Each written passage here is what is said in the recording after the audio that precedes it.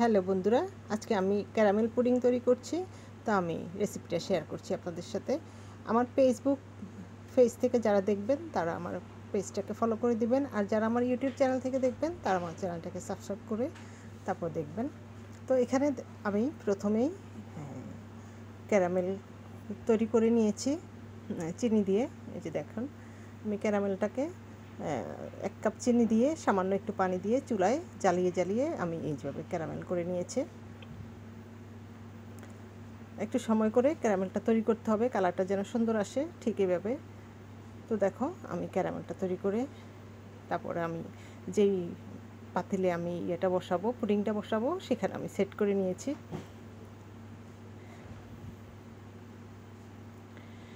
এই যে সুন্দর করে চারিদিকে লাগিয়ে নিতে হবে যাতে সুন্দর মতো ক্যারামেলটা লেগে যায়, তারপরে পুডিংটা দেখতে কিন্তু খুব সুন্দর লাগবে। এই যে হয়ে গিয়েছে। তারপর আমি এখানে নিয়ে এনেছি 5টা ডিম। এখন আমি ডিমগুলোকে ফেটে নিব। এই যে আমি ডিমগুলো ফেটে নিচ্ছি।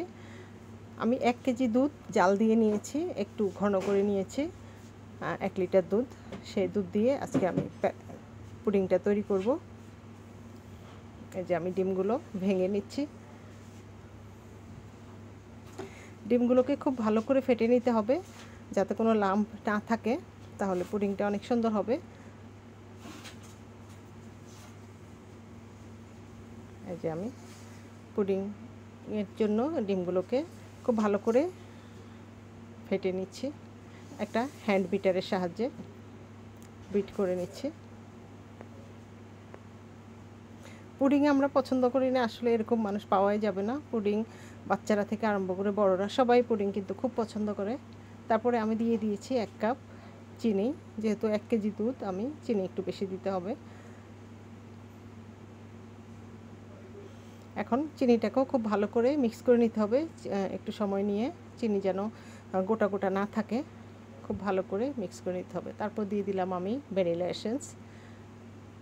দেখো, 1 টেবিল চামচের মতো ভ্যানিলা এসেন্স দিলাম। তারপর দিয়ে দিলাম আমি একটু চকলেট ফ্লেভারটা তোমরা যদি বাসায় থাকে তাহলে অ্যাড করার চেষ্টা করবা, এটা খুব সুন্দর একটা ফ্লেভার আসবে, খেতে কিন্তু অসাধারণ লাগবে।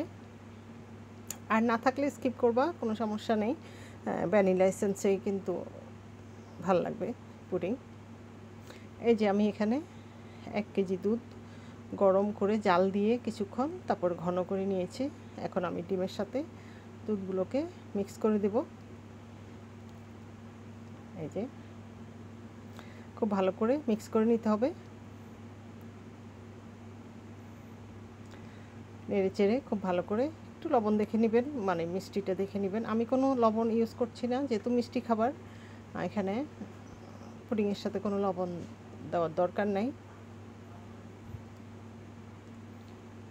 তারপরে আমি এই যে দেখো, যেই মল্টে আমি পুডিংটা বসাবো সেটা আমার ক্যারামেলটা ঠান্ডা হয়ে সুন্দরভাবে সেট হয়ে গিয়েছে একদম।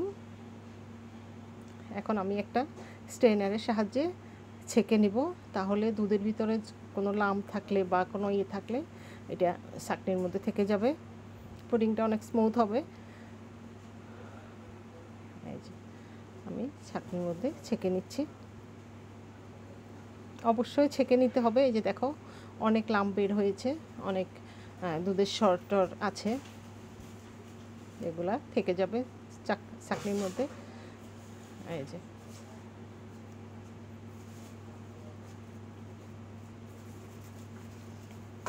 বাস, আমার ছাঁকনিতে ছাঁকা হয়ে গিয়েছে। দেখো, এখন আমি একটা ঢাকনা দেব উপরে। এই যে দেখো, ঢাকনা দিয়ে আমি দুই দিকে 2টা ক্লিপ লাগিয়ে দিচ্ছি। এই যে বাস, লেগে গেল। এখন আমি চুলায় দিয়ে দিয়েছি প্যানে দিয়ে দিব আমি পানি, পরিমাণ মতো পানি দিয়ে দিব আমি 2 মগ পানি। এই যে দেখো, একটু পানি একটু বেশি করে দিতে হবে, কারণ একটু সময় লাগবে পুডিংটা হতে। এই যে আমি এইটুকু পানি দিলাম। এখন এর ভিতর আমি একটা স্ট্যান্ড বসিয়ে দিব। আর পুডিংটা কিন্তু চুলায় তৈরি করলেই ভালো, এটা সুন্দর হয়, খেতেও সফট হয় অনেকে ওভেনে করে, ওভেনেরটার থেকে চুলারটাই ভালো। এই যে তারপরে আমি দেখো পাতিলটা বসিয়ে দিলাম, সুন্দর করে সোজা করে বসিয়ে দিতে হবে। তারপর আমি একটা বোল দিয়ে ঢেকে দিব। দেখো এই যে একটা বোল দিয়ে ঢেকে আমি উপরে একটা পাথর দিয়ে চাপা দিয়ে দেবো। এই যে একটা পাথর দিয়ে, আমার পাটার সাথে যে পাথরটা থাকে সেটা আমি দিয়ে চাপা দিয়ে দিয়েছি। বাস এখন আমি চুলা জ্বালিয়ে দেব। প্রায় ঘন্টাখানিক লাগবে পুডিংটা হতে। দেখো 1 ঘন্টা পর আমি ঢাকনা তুলে এখন আমি পুডিংটা দেখছি কেমন হচ্ছে।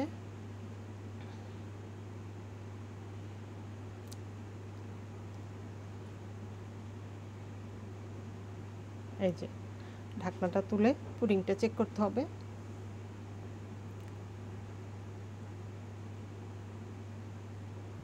বাহ, দেখো বন্ধুরা আমার পুডিংটা হয়ে গিয়েছে। এখন আমি একটা কাঠির সাহায্যে, দেখো এই কাঠিটা আমি পরিষ্কার করে নিয়েছি, কাঠির সাহায্যে দেখব।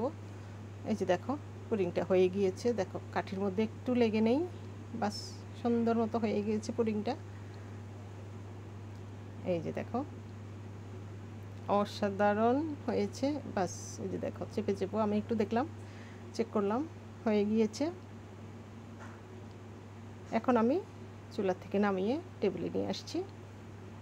এই যে দেখো এখন আমি পাতিল থেকে একটু ঠান্ডা করে নিয়েছি। আমি কিছুক্ষণ বাইরে রেখে দিতে হবে, ঠান্ডা হয়ে গেলে তারপর পুডিংটা বের করে নিতে। গরম গরম তুলতে যাবেন না, তাহলে কিন্তু ভেঙে যাবে। এটা নরম জিনিস, একটু ঠান্ডা করে নিতে হবে। এই যে দেখো এখন আমি একটা প্লেট উপরে দিয়ে তারপর আস্তে করে নিচের দিকে করে দিলেই দেখো পুডিংটা একদম মানে অসাধারণ সুন্দর হয়েছে এবং অসাধারণ টেস্টও হয়েছে।